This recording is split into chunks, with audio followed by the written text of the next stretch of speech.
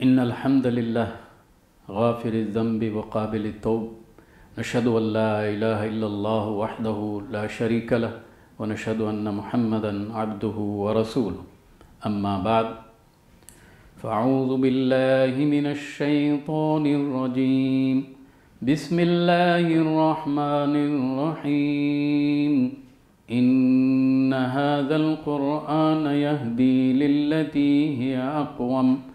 ويبشر المؤمنين الذين يعملون الصالحات أن لهم أجرا كبيرا۔ یہ آیت جو میں نے تلاوت کی ہے یہ سورہ فرقان کی پہلی آیت ہے، اور اس میں اللہ تعالیٰ نے قرآن جو اس کی آخری کتاب ہے اس کو نازل کرنے کا جو سبب ہے، ضرورت ہے، اس کو بیان کیا ہے، اور اللہ نے یہ فرمایا کہ یہ وہ کتاب ہے کہ جو بالکل وہ سیدھی راہ دکھاتی ہے جو کامیابی کی طرف لے جاتی ہے، اور ان لوگوں کو یہ خوشخبری دیتی ہے کہ جو اس پر ایمان لے آتے ہیں اور عمل صالح کرتے ہیں، اور دوسری ان کو خوشخبری یہ دیتی ہے کہ ان کے لیے بہت بڑا اجر ہے۔ دیکھیے، قرآن جس کا موضوع انسان ہے، اللہ تعالیٰ نے نبی اکرم صلی اللہ علیہ وسلم پر نازل فرمایا، اور تھوڑا تھوڑا کر کے، اس لیے اس آیت کے اندر بھی جو عربی کا لفظ استعمال کیا گیا ہے وہ ہے نزلہ۔ نزلہ کا مطلب ہوتا ہے تھوڑا تھوڑا کر کے اس کو نازل کرنا، اتارنا، اور صاف ظاہر ہے کہ یہ 23 سال میں اترا ہے۔ یہ کتاب کچھ لوگوں نے اس جدید دور میں بھی اس کتاب کو اپنی زندگی کا دستور بنایا ہے، اور اس لیے اخوان المسلمون انہوں نے اس کو اپنا سلوگن بنایا، اور وہ یہ کہتے ہیں کہ القرآن دستورنا، کہ قرآن ہماری زندگی کا دستور ہے۔ سید ابو العلا مودودی نے بالکل اسی قرآن کے بارے میں یہ ایک بظاہر تو جملہ انہوں نے فرمایا، لیکن یہ ان کی پوری تحریک کا نچوڑ ہے، اور وہ یہ کہ قرآن اور سنت کی دعوت کو لے کر اٹھو، پوری دنیا پر چھا جاؤ۔ یہ کتاب جب نازل ہوئی، اس وقت جو لوگ لکھنا اور پڑھنا جانتے تھے، ایک روایت میں آتا ہے کہ ان کی تعداد 9 ہے، دوسری روایت میں آتا ہے کہ ان کی تعداد 11 ہے۔ اگر ہم مکہ کی اس وقت کی آبادی کا تصور کریں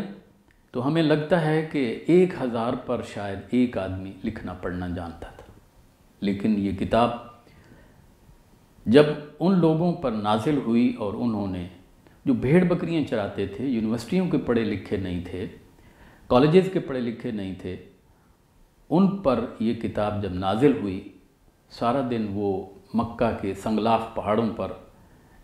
بھیڑ بکریاں چراتے، اور رات کو وہ حضور اکرم صلی اللہ علیہ وسلم سے اسی کتاب کی تعلیم حاصل کرنے کے لیے دار ارقم میں آ جایا کرتے تھے۔ اور حضور اکرم صلی اللہ علیہ وسلم کی اس کلاس کی جو تعداد روایات میں آتی ہے وہ 60 سے 70 آتی ہے۔ اللہ کے نبی اپنے ان صحابہ کو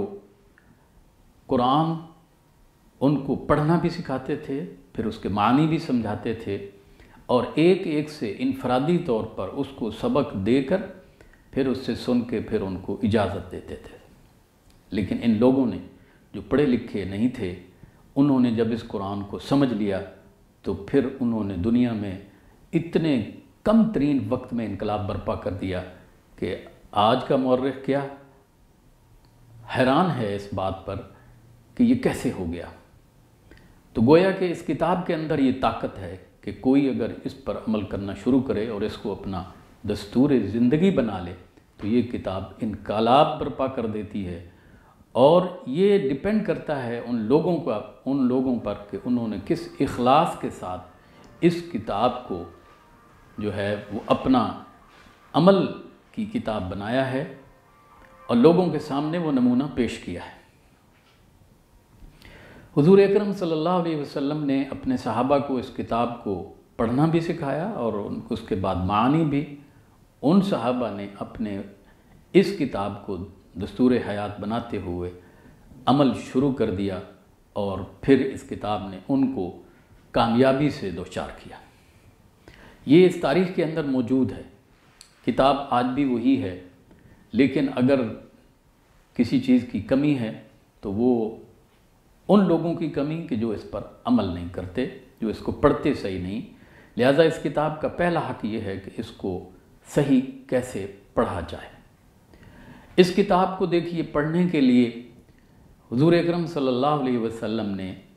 जिस सवाब की बात की है, आपने फरमाया कि जिसने अलिफ पढ़ा, जिसने लाम पढ़ा, जिसने मीम पढ़ा, तो हर हर्फ पर 10 नेकियां मिलेंगी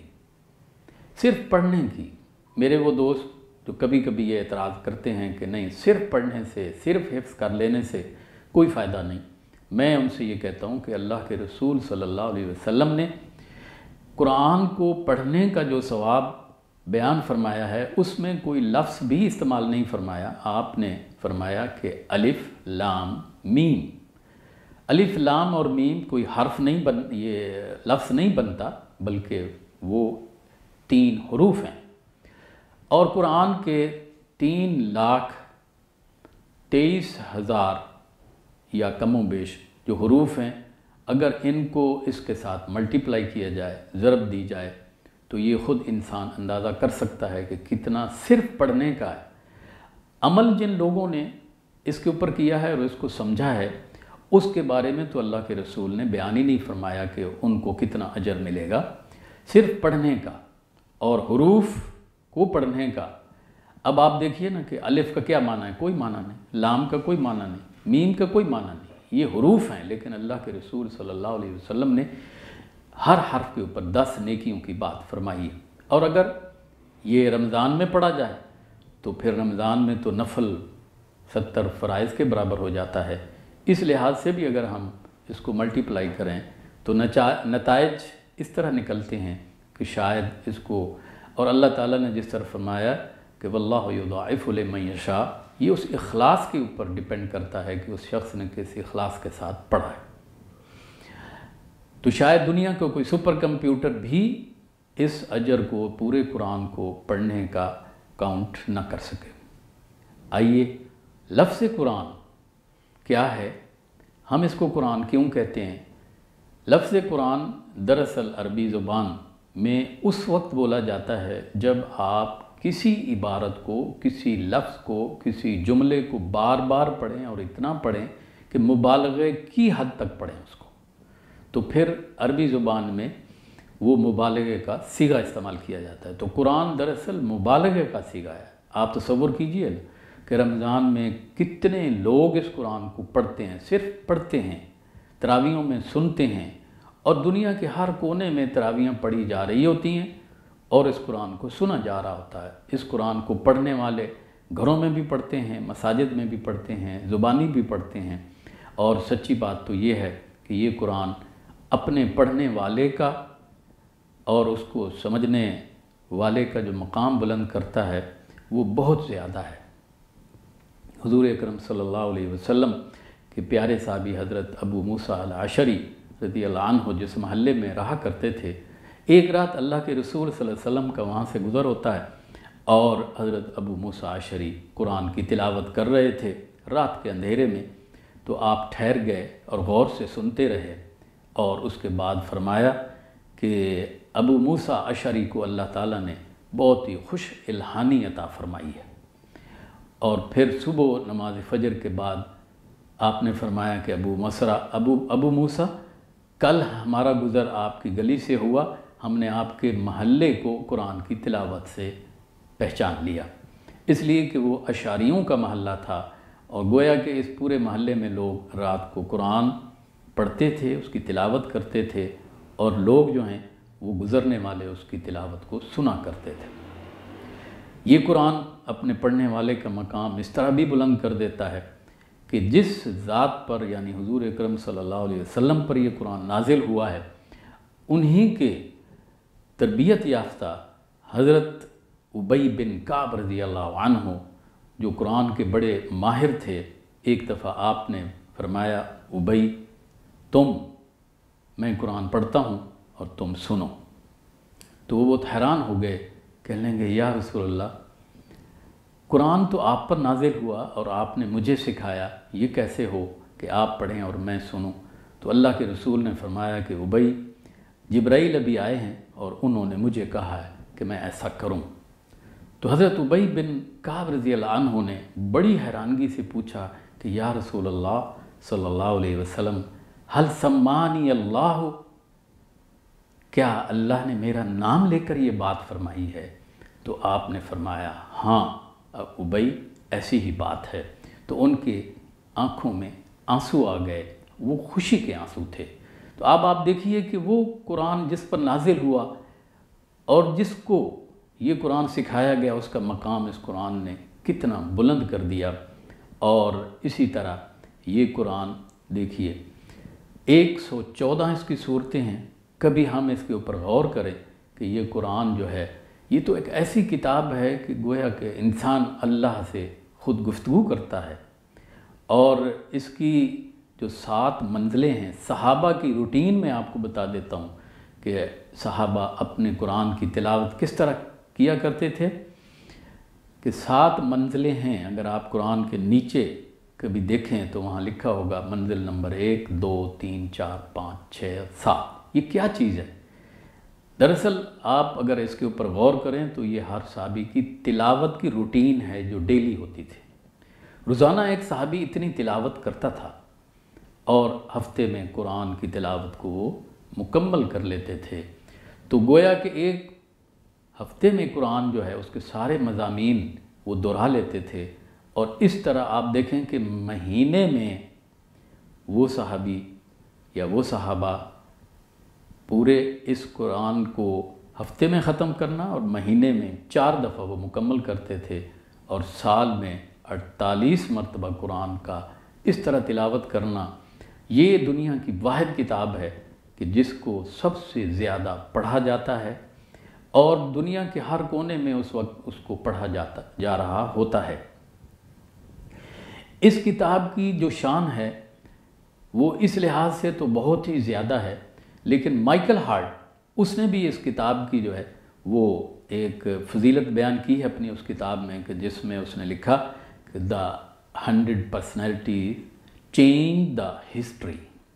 اس میں وہ لکھتا ہے کہ پہلے نمبر پر محمد صلی اللہ علیہ وسلم کا نام اس نے درج کیا کہ آپ کی شخصیت، آپ کی ذات ایسی ہے کہ جس نے شارٹیسٹ پیریڈ میں انسانی تاریخ کا رخ موڑا ہے، انقلاب برپا کیا ہے۔ اور اس کے اندر عیسائیوں نے اس سے جب یہ بات کی کہ تم تو عیسائی ہو اور تم نے یہ کیسے پہلے نمبر پر محمد صلی اللہ علیہ وسلم کو درج کر دیا، تو اس نے کہا کہ سچی بات یہ ہے، ایمانداری کی بات یہ ہے کہ اگر میں حضرت عیسیٰ علیہ السلام کی لائف کو پڑھتا ہوں اور محمد صلی اللہ علیہ وسلم کی لائف کو پڑھتا ہوں تو ایمانداری کی بات یہ ہے کہ اصل انقلاب شارٹیسٹ پیریڈ میں کسی نے برپا کیا ہے، ہسٹری کو چینج کیا ہے، تو وہ محمد صلی اللہ علیہ وسلم ہیں۔ تو انہوں نے اس کے اندر یہ درج کیا ہے کہ محمد صلی اللہ علیہ وسلم نے جس چیز کو بنیاد بنا کر یہ انقلاب برپا کیا ہے، کہا کہ وہ یہ قرآن ہے جو ان کے اوپر اترا اور نازل کیا گیا، اس کی بنیاد پر یہ انقلاب برپا کیا ہے۔ دیکھیے یہ ہم کتنی تلاوت کرتے ہیں، ذرا ہم اپنا جائزہ لیں۔ ہمیں تو چھوٹی چھوٹی صورتیں بھی یاد نہیں رہتی، اور رسول اللہ صلی اللہ علیہ وسلم کے بارے میں ہم سنتے ہیں، ہمارے نبی ہیں، ہم ان پر ایمان لائے ہیں کہ وہ ہمارے رہبر اور رہنما ہیں، لیکن کبھی ہم نے سوچا کہ رسول اللہ صلی اللہ علیہ وسلم کے بارے میں تو روایات بیان کرتی ہیں کہ آپ کے پاؤں مبارک جو ہیں وہ ان پر ورم آ جاتا تھا، لیکن کبھی میرے پاؤں پر تو یہ ورم نہیں آیا، نہ آپ کے پاؤں پہ ورم آیا۔ کیا ہم انہی کے امتی نہیں ہیں؟ وہ کب ورم آتا تھا کہ رسول اللہ صلی اللہ علیہ وسلم جب تہجد میں اس قرآن کو تلاوت کرتے تھے، اور سورہ بقرہ ایک رکعت میں اور سورہ آل عمران دوسری رکعت میں، تو پھر تو ورم آئے گا۔ تجربہ کر کے دیکھیے گا، کبھی ایسا تجربہ کریں۔ اور میں آپ کو ایک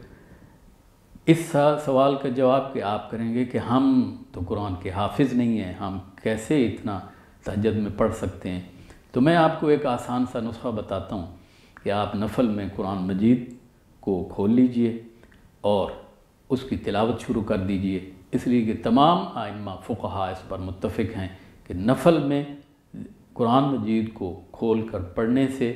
وہ حرکت اتنی شمار نہیں کی جاتی کہ نماز ٹوٹ جائے۔ آپ نفل میں اس کو پڑھیے، تجربہ کیجئے، ورم نہ آئے تو پھر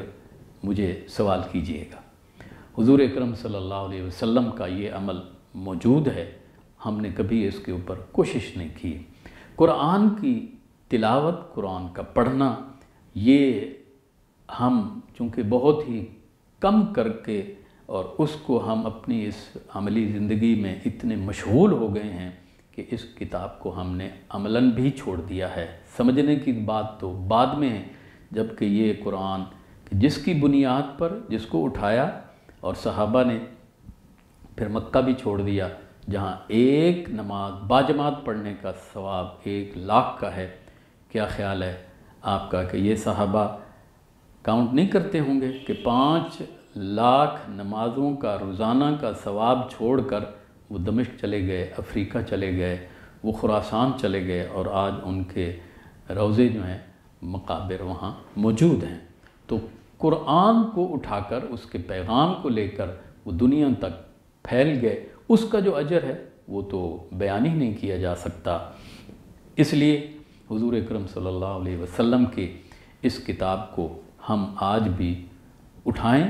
تو یہ آج بھی اسی طرح انقلاب برپا کر دے گی جس طرح اس نے 14-15 صدیاں پہلے انقلاب برپا کیا تھا، اور ان لوگوں کے ہاتھوں سے یہ انقلاب برپا ہوا کہ جو لوگ یونیورسٹیوں کے پڑھے لکھے نہیں تھے۔ وآخر دعوانا الحمدللہ رب العالمین۔